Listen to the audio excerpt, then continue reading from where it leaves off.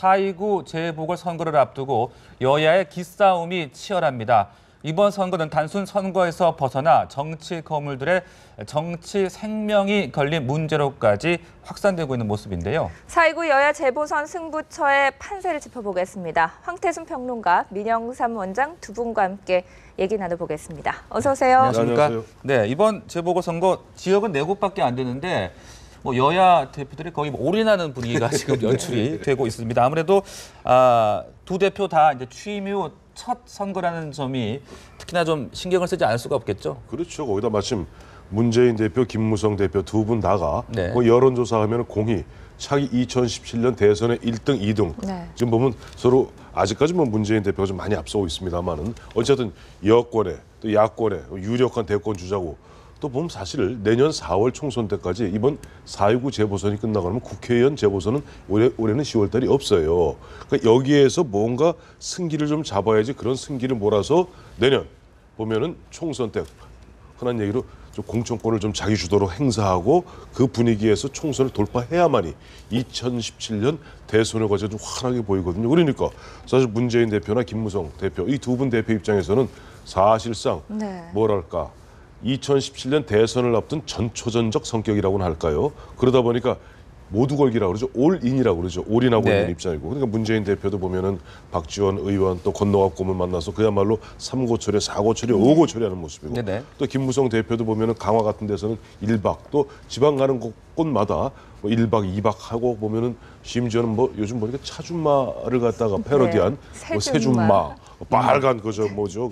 그 여자들 그 앞치마 두르고 올인 걸기 거기다 뭐 정동영 또 천정배 이 두 분 같은 경우도 사실은 정치 거물들 아닙니까? 네. 이 거물들도 이번에 어떻게 보면 정치 생명에 걸려 있는 문제다 보니까 앞서 앵커께서 말씀하신 대로 4.29 재보선 사실 곳은 네 곳입니다만은 보는 우리 유권자들 국민들 입장에서는 재미가 보통 쏠쏠한 게 아닙니다. 네. 정치라는 게 이제 모든 게 선거 결과에 대해서 최고 책임자가 책임을 지는 그런 상황이 늘 주어지는 거 아니겠습니까? 그러니까 결국에는 이번 선거도 양 대표가 선거 결과에 따라 책임을 져야 되기 때문에 네. 본인들의 그 대선 향후 행보는 물론이지만은 그 각 당의 앞으로의 그 진로 문제에서도 큰 영향을 미치는 그런 선거이기 때문에 의외로 중요한 선거. 특히 이제 여야 할 것 없이 본인들의 문전옥답 텃밭이라고 할 수 있는 그런 선거구가 다 끼어 있기 때문에 거기서 최소한 지켜내야만이 네. 그 책임에서 면할 수 있다. 이런 거기 때문에 본인 대표들로서 굉장히 중요한 선거가 아닌가.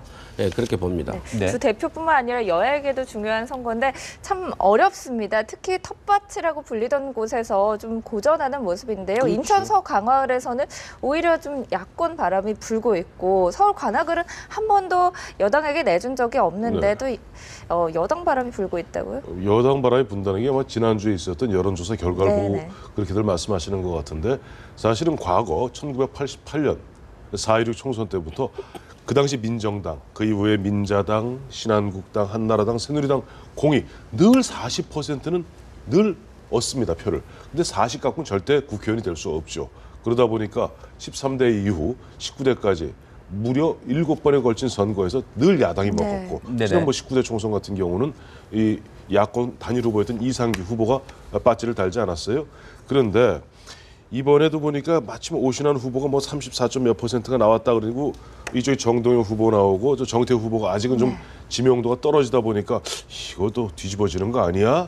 그런데 모르겠어요. 지금 보면 뭐 문재인 대표가 앞서 말씀드린 대로 박지원 의원이나 그다음에 건너갑 고문에게 3고 처리, 4고 처리했고 또 아까 잠시 전에 보니까 좀 건너갑 고문이 오늘 당초 오찬을 갖다가 네네. 관악을에 있는 호남 향후회 관악구 호남 향후회장이랑 하시기로 했던 모양인데 조금 조율이 안 됐던 네. 것 같아요. 조금 미뤄졌다 그러는데 뭐 본격적 선거 운동은 4월 16일부터 하니까 그 전에 본격적으로 뭐 진영이 갖춰질 것 같으면은 지금 당장은 새누리당 좀 오신환 후보가 좀 앞서가는 듯 보이지만은 그거 조정될 거고 지금 문제는 사실은 인천 서강화을이에요. 거기가 안덕수 전 의원이 그 회계 책임자가 뭐 잘못해갖고 네. 결국 이 재선거 된 거 아닙니까? 근데 안덕수 전 의원은 이번에는 출마를 못하지만 내년 20대 총선은 출마를 할 수 있습니다. 그리고 그 이야기를 공공연하게 하고 다녀요. 그러니까 새누리당 입장에서는 안상수 전 인천시장이 후보 공천을 받고 근데 3년 동안 국회의원했던 안덕수 전 의원의 조직을 좀 승계받고 지원을 받아야 되는데 네. 여기서 내부에서 지금 파열음이 빚어지고 거기에다가 더욱 중요한 것은 네. 문재인 대표의 그 사모님 김정숙 여사가 강화의 딸이에요. 네. 강화의 딸이고 그리고 또 보면 문재인 대표도 뭐 강화의 사위입니다. 사위죠. 예. 인천의 사위이기도 합니다. 네. 이러고 다니니까 그 야권 그동안 보면 늘 보면 이 인천의 이제 검단 서구 검단은 좀 야세가 조금 셉니다. 근데 강화는 보수적 동네죠. 보면 저 뭡니까 바로 북한하고 접도돼 있으니까 그래서 늘 7대3 내지는 7.5대 2.5 정도로 보수세가 항상 득세를 했는데 이번 같은 경우는 앞서 말씀드린 바와 같이 새누리당 내부의 좀 균열 거기에다가 지금 문재인 대표 또 문재인 대표 사모님 김정숙 여사에 대한 기대감 네. 등등해서 지금 새누리당이 바싹 긴장하고 있는 것만은 사실인 것 같아요. 네. 관악을과 인천서 강화을 네. 이야기를 해주셨는데 어떻게 좀 분석하고 싶으세요? 그러니까 특히 이제 그 인천서 강화을은 네. 방금 말씀하셨지만은 서구 검단동이 이 미니 신도시 비슷한 곳이에요. 그래서 아파트에서 이 젊은 유권자가 굉장히 네. 많습니다. 그래서 늘 여기 서구 검단에서는 야권이 세고 강화도에서는 7대3으로 늘 했는데 이번 선거에서는 이제 이 강화도에서 상당히 이제 그 반전이 되니까 네. 이 야권 후보가 굉장히 다시 한번 또 본인이 한 3번 정도 낙선을 해가지고 일부 동정론도 있고 새누리당의 그 분열도 있고 한데 문제는 이제 제가 보기엔 또 투표율이 문제예요. 그래서 이 야당 성향이 있는 이 젊은 층들, 30, 40대 젊은 층들이 과연 투표장에 나오겠느냐.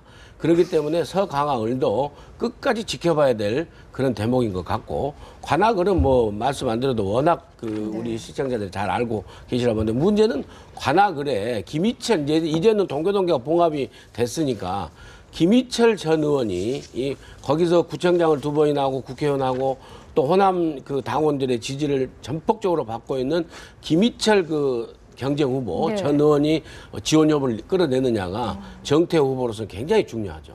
네. 네. 그 앞서 잠깐 언급을 해주셨는데요. 동교동계가 4.29 재보선에서 새정치민주연합을 결정하기로 했다라는 소식이 나왔었는데 권노갑 고문이 오늘 오전에 일정을 다 취소를 했어요. 그렇기 때문에 아직까지는 뭐 동교동계 바닥 정선이 여전히 소극적인 거 아니냐. 또 내부 조율이 다 안 된 거 아니냐 이런 네. 얘기들이 나오고 있거든요. 근데 보면 이제 박지원 의원 같은 경우는 지난 일요일이죠.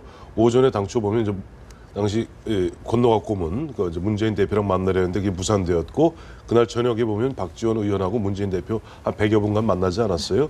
어느 정도 정리가 되었고 어제죠.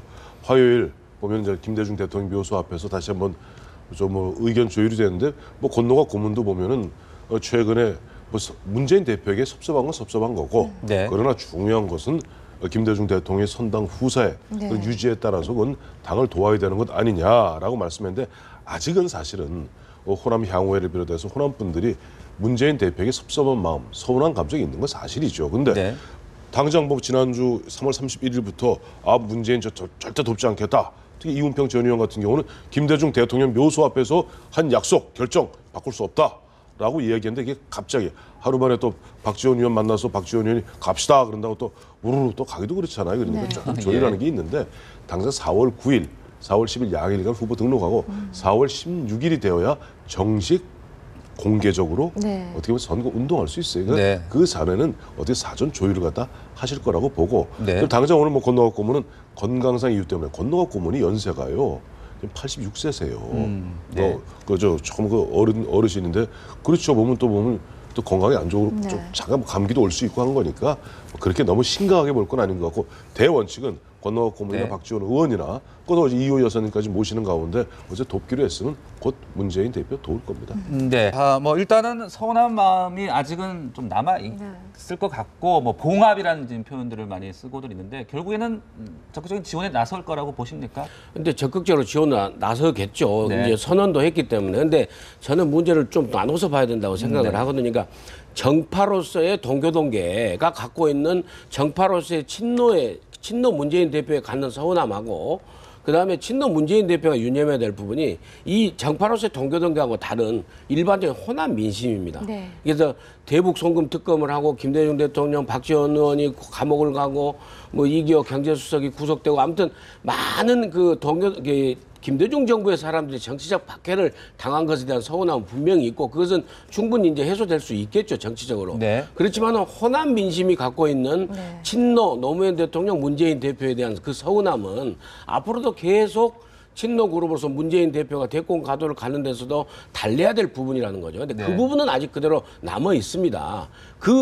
그 빈틈을 네. 사실은 천정배 전 장관이 탈당이라는 비판적 요원을 감수하고도 파고든 거예요, 사실은. 그러니까 동교동계가 물론 도와준다고 그래서 네. 정파로서 동교동계는 화합이 되고 지원이 될 수 있지만은 진짜로 서운함을 갖고 있는 호남 민심. 민심. 그러니까 네. 그 호남 민심이라는 게 뭐냐? 노무현 대통령을 만들어줬더니 호남 민심, 호남 사람들을 갖다가 지역주의의 피해자인데도 불구하고 지역주의자들로 몰아붙이고 호남 민심이 갖는 개혁성을 갖다가 무시하고 네. 이런 것들에 대한 그 서운함이지 정파로서 서운함 아니다. 이 부분을 계속 앞으로 문재인 대표가 친노 그룹은 유념해야 된다. 네. 그 점을 저는 지적하고 싶습니다. 네, 말씀하신 냉랭한 것- 네, 호남 민심 어떻게 좀 반응을 할까요? 이런 거죠. 호남 민심이 냉랭한 건 사실입니다만 김대중 대통령께서 이제 보면 예전에도 그런 말씀을 생전에도 네. 그런 말씀을 하셨어요. 그러니까 호남이 어쨌든 간에 전라도가 우선 인구가 좀 부족한 것만은 사실 아닙니까? 그런 가운데 독자적으로 집권이 어렵다. 어떻게 보면 김대중 대통령은 생전에 이런 말씀도 하셨어요. 호남 대통령이 어떻게 보면 내가 마지막일 네. 수도 있다. 그러니까 늘 연합 전략을 갖다가 펼 수밖에 없는 겁니다. 근데 이제 앞서 우리 민 원장 말씀하신 대로 그래서 보면 광주 2002년 당시 새천년 민주당 경선 당시에 뭐 이 최근에 나왔더군요. 박지원 당시 대통령 비서실장이 직접 광주까지 내려가서 사실 노무현 바람을 일으킨 장본인 아니에요. 그건 김대중 대통령의 뜻이었던 거예요. 그렇게 만들었고 뜻대로 노무현 참여정부가 시작되었는데 거기서 서운함이 있는데 네. 그렇다 그래서 서운함이 있는 건 있는 거고 네네. 그렇다고 그래서 새정치민주연합의 근본 뿌리가 김대중 대통령의 평민당부터 시작되는 건데 그걸 깰 수는 없는 거거든요. 그러니까 지금 이런 얘기를 하더라고요. 누가 하니까 이건 조금 이런 표현을 써야 돼요. 어이 천정배는 말이요. 예. 천정배는 문재인이 다스리는 최초리는 그만이요. 딱 이렇게 얘기해요. 무슨 말이냐니까 천정배에 대해서 좋다는 게 아니에요. 천정배 전 장관 같은 경우 이분이 사실 호남의 이익을 대변해서 뭘 했습니까? 4선 의원할 때까지 수도권 아까 안산 그쪽에서 국회의원 하지 않았어요? 네. 또 강남에서 뭐 송파인가요? 강남에 거기 출마하지 않았어요? 그리고 그분이 갑자기 보면 2003년에 아까 말씀하신 대로 당시 노무현 대통령 참여정부 시절에 보면은 이른바 호남을 갖다가 지역주의를 몰아치면서 당시 새천년 민주당을 호남당으로 몰아치면서 열린 우리당 만들었던 분 아닙니까? 12년 만에 나와서 갑자기 뭐 호남의 이익을 대변하고 어쩌고 저쩌고 하니까 사람들이 웃어요. 웃으면서도 그러나 지금 아까 말씀하신 대로 지금 어쨌든 2017년 10년 만에 정권을 되찾아오는데 문재인, 안철수, 뭐 안희정 등등등 사람들 거론되는 사람들 중에서 문재인이 어쨌든 13주째 1등인 건 네. 사실 아닙니까? 네. 그럼 당 대표고 현실적으로 그러면 뭔가 이 사람을 좀 뭐랄까 좀 우군화시킨다고나 할까요? 좀 이러는 부분에 있어서 단련을 시킨다고나 할까요? 그럴 때는 천정배가 회초리는 그만이다. 이런 표현을 쓰는 순간 역시 그저 광주 분들의 네네. 뭐랄까 전략적인 마인드는 대단하구나 하는 생각을 갖게 됐어요.